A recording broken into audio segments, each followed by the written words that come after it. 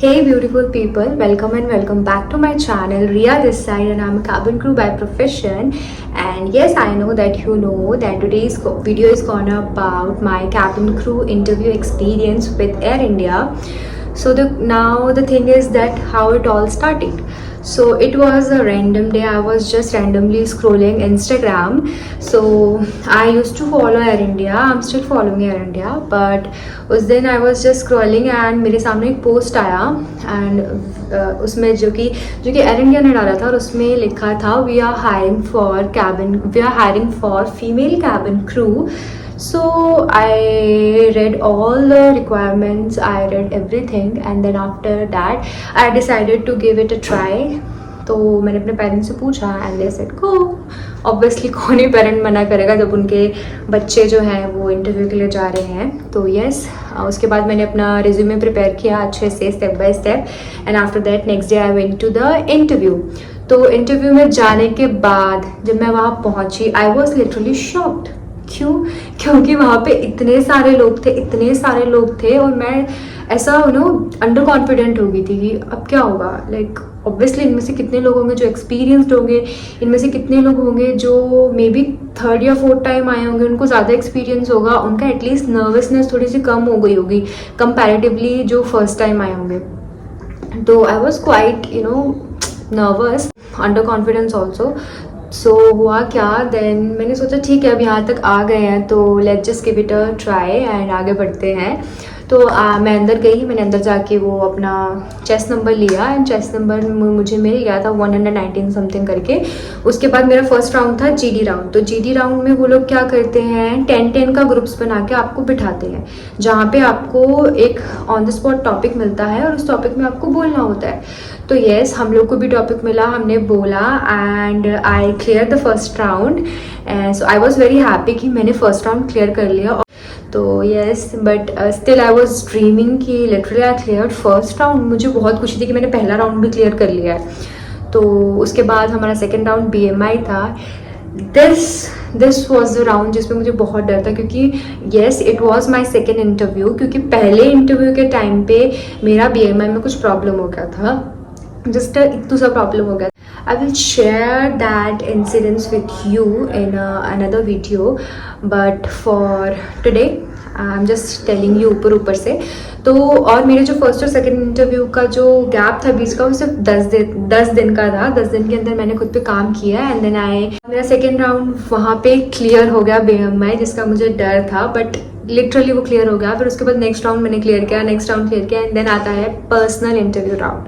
Personal interview round में आपको HR के साथ बिठाया जाता है, आपको पर्सनल उनके साथ कम्युनिकेशन करना होता है. They will ask you some question and you have to answer that. तो मेरे जस्ट अभी का मुझे नहीं पता लेकिन मैंने इंटरव्यू दिया था तो उस वक्त हमारे जो PI हुआ था वो 2 HR के साथ हुआ था जस्ट फॉर द फिल्ट्रेशन कि आपको ऑब्वियसली बात है they will filter the candidates क्योंकि they need best out of the crowd. So उन्होंने दो HRs थे. आई थिंक एक जूनियर था एक सीनियर था.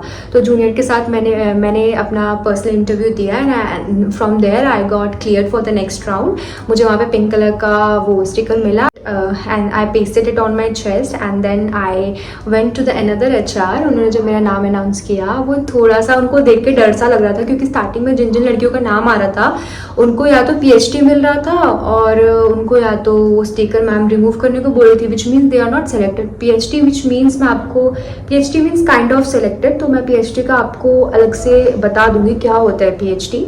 तो या लेकिन जिससे स्टिकर मांगा जाता है वो सेलेक्टेड नहीं होता है, वो रिजेक्टेड होता है.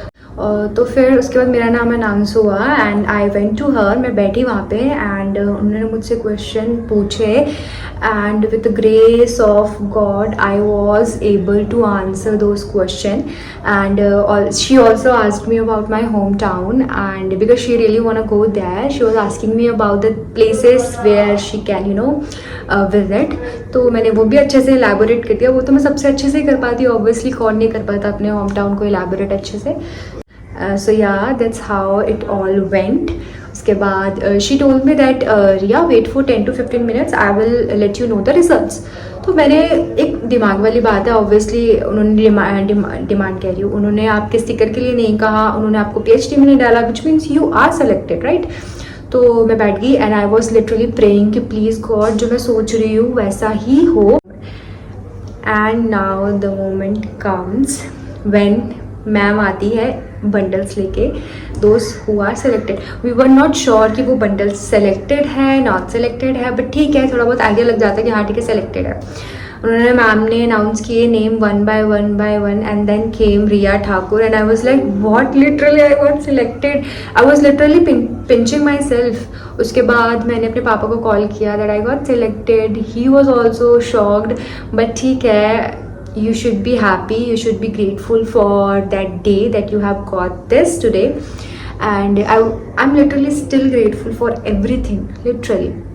And I'm a part of Air India.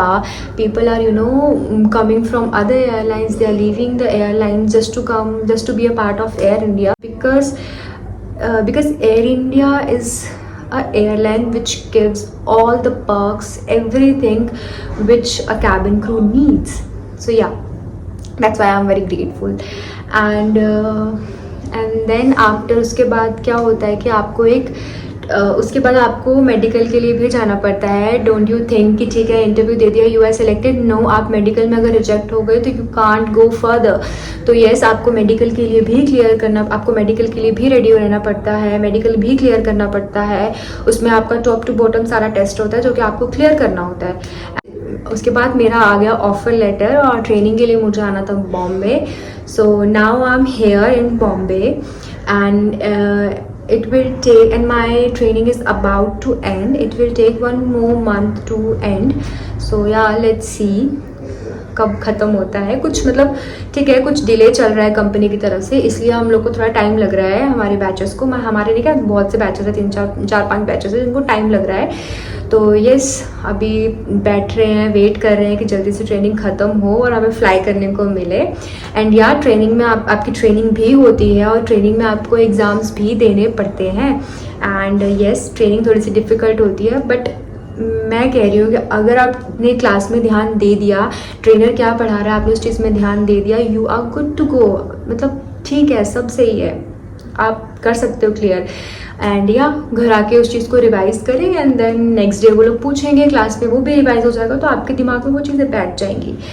So yeah, that's all for today's video. I'll be there with some more videos and please subscribe my channel to, you know, be notified whatever I will post. And if you have any query, please comment down and I'll try to resolve those query. And yeah, so yeah, bye bye.